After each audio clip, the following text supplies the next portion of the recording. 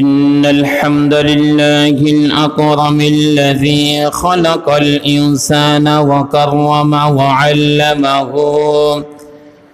وعلمه من البيان ما لم يعلم فسبحان الذي لا يحصى امتنانه باللسان ولا بالقلم نشهد أن لا إله إلا الله وحده لا شريك له ونشهد أن سيدنا وحبيبنا ومولانا محمد عبده ورسوله الذي أرسله بالحق بشيرا ونذيرا وداعيا إلى الله بإذنه وسراجا وقمرا منيرا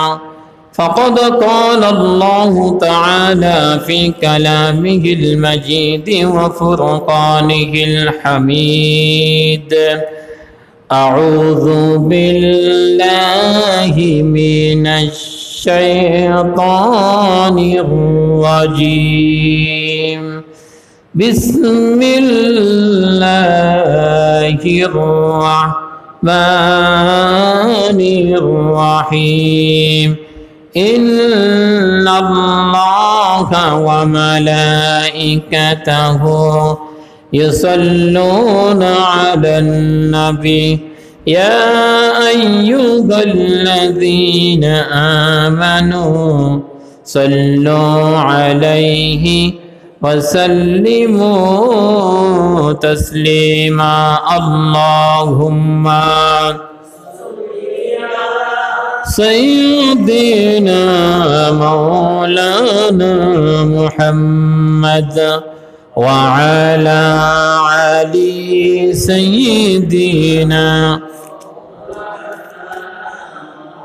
بلغ العلا بكماله كشف الدجى بجماله حسنت جميع خصاله صلوا عليه وآله আরবের বুকে মক্কার পরে আমেনার যেথায় ঘর খুদার করোনা কৌসার হে जोर से बरम्बर बलगल उला बिकमालिही कशफत दुजा बिजमालिही हसनत जमीउ हिसालिही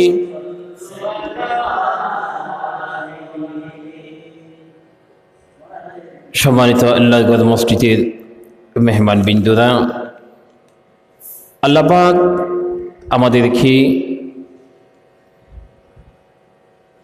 মসজিদে আসার জন্য, বসার জন্য, কিছু কথা শোনার জন্য তৌফিক দিয়েছেন। তার আগে আপনাদের সকলের প্রতি সালাম দিচ্ছি। আসসালামু আলাইকুম ওয়া রাহমাতুল্লাহি ওয়া বারাকাতুহু। আল্লাহ সুবহানাহু ওয়া তাআলার কাছে শুকরিয়া আদায় করছি যে আল্লাহ তাআলা আমাদেরকে সুস্থতার সাথে আল্লাহর ঘরে মসজিদে আসার জন্য, বসার জন্য তৌফিক দিয়েছেন। পড়ছি আলহামদুলিল্লাহ। দরুদ এবং সালাম পেশ করছি মানবতার মুক্তির দূত, সর্বকালের সর্বশ্রেষ্ঠ মহামানব রাসূল করিম সাল্লাল্লাহু আলাইহি ওয়াসাল্লামের শানে দোয়া এবং মাগফিরাত কামনা করছি। বদর থেকে শুরু করে এই পর্যন্ত যত শহীদগণ শাহাদাত হয়েছেন, প্রত্যেকেরকে আল্লাহ পাক মাফ করে দিয়ে, ক্ষমা করে দিয়ে তাদের স্থানটা জান্নাতের উচ্চ আলা মাকাম দান করুন। সকলে পড়ছি আমিন। সম্মানিত মুসল্লিয়ানি কেরাম, আজকে হচ্ছে শাওয়াল মাসের শেষ জুমা। আল্লাহ পাক আমাদেরকে শেষ জুমার মধ্যে আসার জন্য, হাজির হওয়ার জন্য তৌফিক ইনায়াত করেছেন। এই শাওয়াল মাসের শেষ জুমার কিছু কথা আপনাদের কাছে আমি শুনিয়ে দেওয়ার জন্য চেষ্টা করব। মা তৌফিকি ইল্লা বিল্লাহ। আল্লাহ সুবহানাহু ওয়া তাআলা জানিয়ে দিলেন, ওয়াল্লাযীনা ইজা আসাবাহুমুল বাগয়ু হুম ইয়ানতাসিরুন।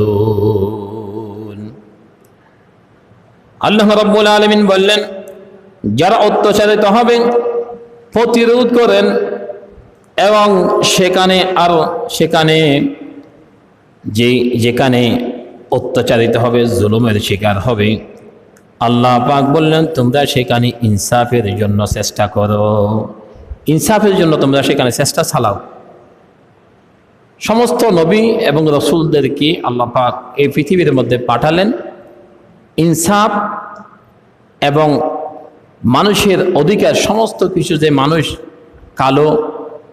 কালা সাদা মানুষের পার্থিকতা সমস্ত কিছুকে দূরীভূত করে দিয়ে একটা সুন্দর সমাজ হিসাবে মানুষদেরকে উপহার দেওয়ার জন্য আল্লাহ পাক নবী কিংবা রসুলদেরকে পৃথিবীর জমিনের মধ্যে পাঠিয়েছিলেন।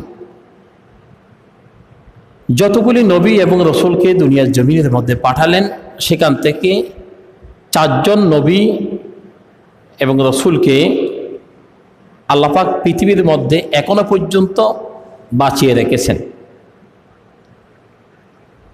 4 জন নবী এবং রসুলকে, নবীদেরকে পৃথিবীর মধ্যে বাঁচিয়ে রেখেছেন। এটা আল্লাহ পাকের সৃষ্টি জগৎকে প্রমাণ করার জন্য। এবং রসুল করিম সাল্লাল্লাহু আলাইহি ওয়াসাল্লামের অনেকে বলেছিল, আমাকে যদি রসুলের উম্মত বানাতো তাহলে আমার জীবনটা আমি খুশি হতাম, এরকম দোয়া করেছিলেন। এই জন্য 4 জন নবীকে আল্লাহ তাআলা পৃথিবীর জমিনের মধ্যে এখনও বেঁচে রেখেছেন। ইমাম মাহাদি আসবে, এরপরে তাদেরকে আল্লাহ পাক পৃথিবীর মধ্যে আসার জন্য, তারা যেভাবে হোক আল্লাহ পাক আসার জন্য ব্যবস্থা করে দিবেন। এই 4 জন নবীর মধ্যে একজন হচ্ছেন ইদ্রিস আলাইহিস সালাতু ওয়াস সালাম, যিনি হযরত জিবরাইল আলাইহিস সালাতু ওয়াস সালামের সাথে বন্ধুত্ব হয়ে বলছে আমি জান্নাতটা দেখতে চাই। তখন আল্লাহ তাআলার হুকুমে এই জান্নাতটা পরিভ্রমণ করার জন্য, দেখার জন্য গিয়েছেন।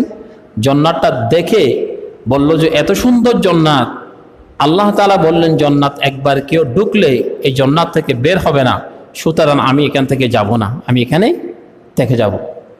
এ বলে হযরত ইদ্রিস আলাইহিস সালাতু ওয়াস সালাম জান্নাতের মধ্যে তিনি থেকে গেলেন, আসলেন না। 2 নম্বর হচ্ছে হযরত ঈসা আলাইহিস সালাতু ওয়াস সালামকে আল্লাহ তাআলা আসমানের মধ্যে উঠিয়ে নিয়েছিলেন। ঈসা আলাইহিস সালাতু ওয়াস সালাম পৃথিবীর মধ্যে আসবেন, ইমাম মাহাদি যখন আসবেন তখন ইমাম মাহাদির সাথে এসে, ইমাম মাহাদির পরে এসে ইমাম মাহাদির উপরে ঈমান আনবেন। দুনিয়ার মধ্যে যখন বিপ্লব শুরু হয়ে যাবে তখন ইমাম মাহাদির সাথে হযরত ঈসা আলাইহিস সালাতু ওয়াস সালাম একসাথে ইমামতি মুক্তাকি হয়ে ওনাকে ইমাম মেনে নামাজ আদায় করবেন এবং যুদ্ধের মধ্যে অংশগ্রহণ করবেন। 3 নম্বর হচ্ছে এখন 2 জন নবী তো আসমানে আর 2 জন নবী আছে জমিনে। ইদ্রিস আলাইহিস সালাতু ওয়াস সালাম এবং আরেকজন হচ্ছে ঈসা আলাইহিস সালাতু ওয়াস সালাম, 2 জন হচ্ছে আসমানে আর 2 জন হচ্ছে জমিনে।